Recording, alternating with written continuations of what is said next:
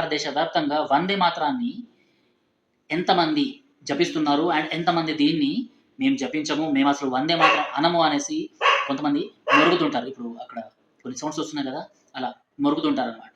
అంటే మేము ఈ వందే మాతరం అనేసి అనము, సో ఇదంతా మా మతంలో లేదు, మా మతంలో మాకు కేవలం మా మతాన్ని మాత్రమే పొగడాలి, మా మతాన్ని మాత్రమే దాని ముందర మాత్రమే శిరస్సును మాత్రం వంచాలి అనేసి కొంతమంది మాట్లాడుతుంటారు అనమాట. అలాంటి వాళ్ళ కోసమే నా ఈ వీడియో. వందే మాతరం బంకీ చంద్ర చటర్జీ గారు, ఈయన బెంగాల్లో పుట్టి అక్కడ రచించడం జరిగిందన్నమాట. కాకపోతే బెంగాల్కి సంబంధించిన నినాదం మాత్రమే కాకుండా ఇది యావత్ భారతదేశానికి ప్రేరణిచ్చేసి, యావత్ భారతదేశాన్ని ఒక తాటిపై నడిపించి, యావత్ భారతదేశాన్ని బానిస సంకెళ్ళ నుంచి బయటికి తీసుకొచ్చింది ఈ వందే మాతరం నినాదం. అలాంటి వందే మాతరం నినాదం పలకడానికి కొంతమందికి నోరు రావట్లేదు. ఎందుకంటే అప్పట్లో ఈ బెంగాల్లో ఏవైతే అల్లర్లు జరిగినాయో, ఈ బెంగాల్లో ఏవైతే గొడవలు జరిగినాయో, ఆ గొడవల టైంలో కూడా వందే మాతర ఉద్యమం ఉధృతమైంది. ఆ ఉధృతమైన సమయంలో వీళ్ళు టూ నేషన్ థియరీ ఏదైతే ఉందో, అంటే భారత్ పాకిస్తాన్ విడిపోవాలనేసి దానికి సపోర్ట్ చేస్తూ వందే మాతరం అనేసి ఎవరైతే ఎలుగెత్తి గొంతెత్తి నినదిస్తారో, సో వాళ్ళని చంపివేయడం జరిగిందనమాట. అలాంటిదే ఇప్పుడు మళ్ళీ రిపీట్ అవ్వబోతుందా అనేసి అయితే ఒక రకంగా ఒక డౌట్ కూడా వస్తుందన్నమాట.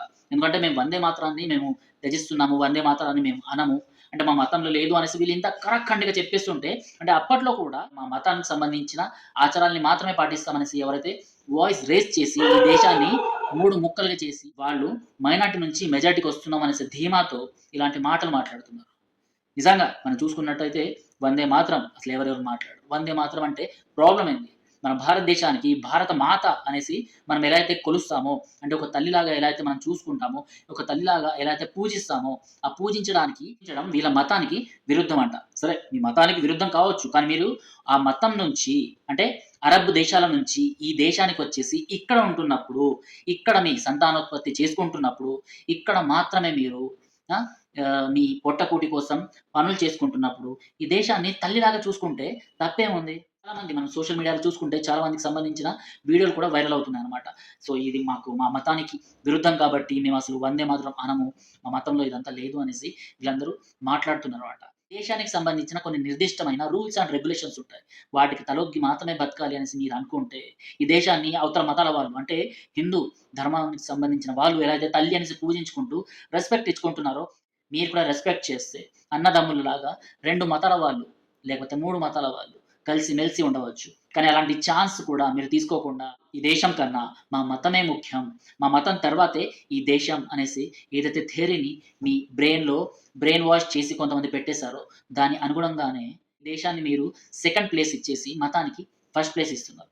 మీరే గనక ఈ దేశం నాది, ఈ దేశం నాకు తల్లి లాంటిది అనేసి అనుకుంటే ఏ హిందూకి కూడా ఎలాంటి ప్రాబ్లం ఉండదు, ఏ మతస్థులకు కూడా మీ వల్ల ఎలాంటి ప్రాబ్లం ఉండదనమాట. నిజంగా ఈ భారతదేశము ప్రతి నదిని, లేకపోతే ప్రతి పర్వతాలను, ప్రతిదాన్ని తల్లితో, తండ్రితో ఇలా పూజిస్తూ, గౌరవిస్తూ ఉంటుందనమాట.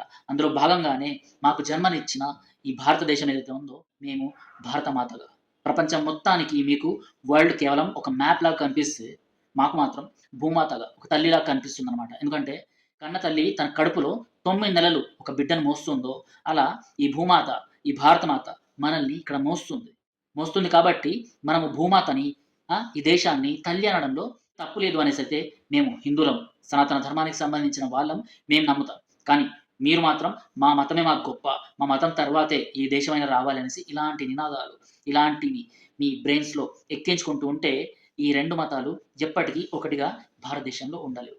ఇది ఇవాల్టి మన వందే మాతరం గురించి సోషల్ మీడియాలో ఏవైతే ట్రోల్స్ అవుతున్నాయో, సోషల్ మీడియాలో ఎవరైతే మేమసలు భారతదేశాన్ని తల్లిలాగా ఒప్పుకోము, మా మతం దీనికి పర్మిషన్ ఇవ్వదు, ఇజాజత్ నహీ దేతి అనేసి ఎవరైతే మాట్లాడుతుంటారో, అలాంటి వాళ్ళ కోసం ఈ వీడియో దయచేసి వాళ్ళకి ఫార్వర్డ్ చేయండి.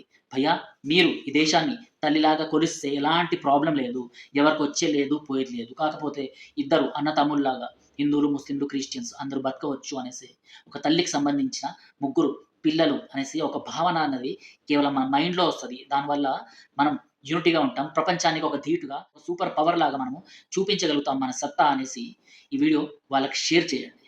అండ్ ఈ వీడియో పైన మీరేమైనా కామెంట్స్ చేయాలనుకుంటే కామెంట్ బాక్స్ ఇక్కడ తెరిచే ఉంటుంది. సో కామెంట్స్ చేయొచ్చు. అండ్ వందే మాతరం గురించి మీరేమనుకుంటున్నారో కామెంట్ బాక్స్‌లో తెలపండి. టిల్ దెన్ జై హింద్, జై భారత్, వందే మాతరం.